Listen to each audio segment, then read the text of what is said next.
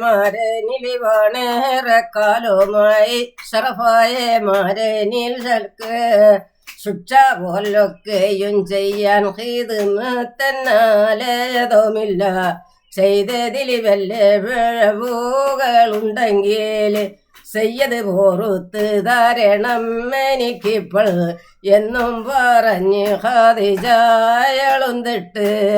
റസൂൽ നബിയാരെ കാലിൽ പിടിവെട്ട്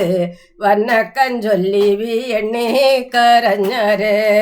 വന്ന വീളനെ പൊറുത്ത് ദസയ്യിദ് ഉന്നി നബിയുള്ള ബീവി കരയണ്ട ഒക്കെ പൊറുത്ത് ഞാൻ ദുഃഖം കരുതണ്ട പിന്നെയും ബീവി പറഞ്ഞല്ലല് ചൊല്ലിയേ